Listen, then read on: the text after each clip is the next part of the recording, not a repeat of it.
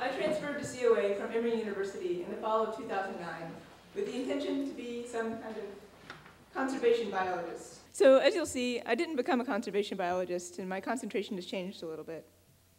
My senior project was born out of my frustrations with science. In ethnobotany, I was frustrated that all of the studies were in the Amazon or the Saharas or the Himalayas. And even in the US, the studies that did exist were focused on minorities, Native Americans or immigrants, and I began to wonder, are normal people too boring? Just because your random neighbor doesn't make tinctures or even herbal tea doesn't mean they don't have a relationship with plants or thoughts on how they affect their lives. And even if that response is they don't, that's important for us to understand too. And the same goes for more botanical studies. So much of botany focuses on meadows and forests, the landscapes you have to travel to. But what about the plants in your backyard? Are they not worth understanding? Are they so common as to be trite? I think that urban botany becomes ever more relevant as our cities expand. And it's easy, you just step outside and look down. My final frustration was with botanical vocabulary. I found it very anthropocentric. Non-native individuals invading native landscapes and the dominant species taking over aggressively. Does that sound familiar? White man hops on a boat, lands in a new territory, puts down roots, takes over, and displaces the natives. Maybe we are using botany to understand ourselves. So I had a lot of thoughts, and I had to find a way to explore them. The botanist in me could set up quadrats around town and write a flora of downtown Bar Harbor. The anthropologist in me could interview everyday people about their relationships with plants. But it's the artist in me that won. I discovered the power of museums. I love that they share knowledge with the public and not in journals read only by select academics. And I love the art, the dioramas and the taxidermy and the paintings. And in museums, I could do both science and art.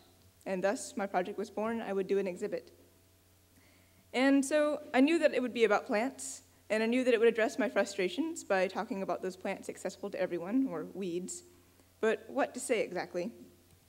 So in fall term, I spent 1 credit doing some audience evaluation.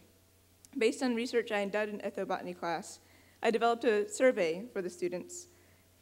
Here's a sample.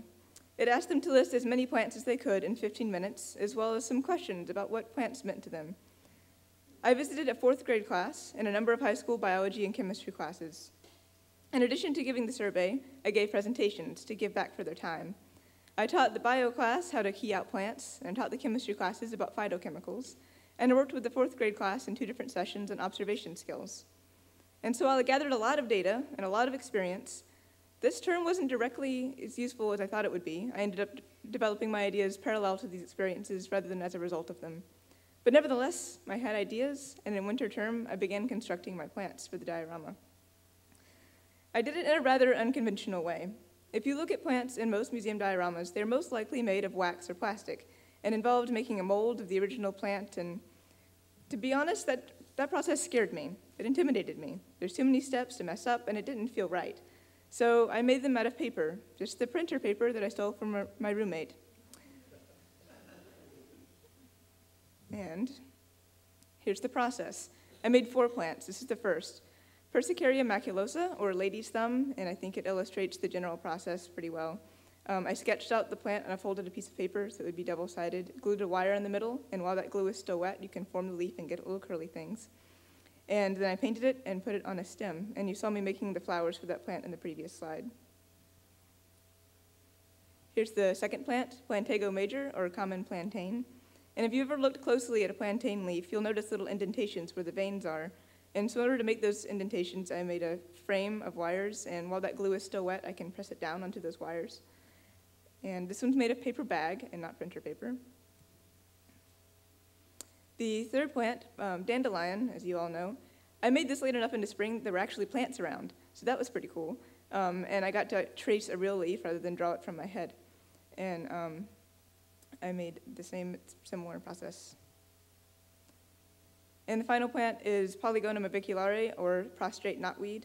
And this one involved a different process because there's very many tiny leaves. And so I made them all at once. And those leaves you see in the top right are 7/10 of a centimeter long, so they're very tiny and meticulous. And here's them living happily together on a sidewalk. But the diorama is not the only part of my exhibit. There are 3 interpretive panels, an interactive element, sorting exercise, and a video. The sorting exercise is to help visitors think about where they get their concepts of weeds and how they make those definitions for themselves. And the video is of interviews with invasive plants talking about their immigration stories. So I encourage you to go see my exhibit for yourself. It will be in the Dorr Museum all summer. And I hope to continue doing this work. This summer, I have a part-time exhibit development job at the internship at the Ecotarium in Worcester, Massachusetts, and I have a part-time job at the Museum of Science as a collections curatorial assistant. And I also just hope to keep doing more art, be that independently or for more exhibit work. Thank you.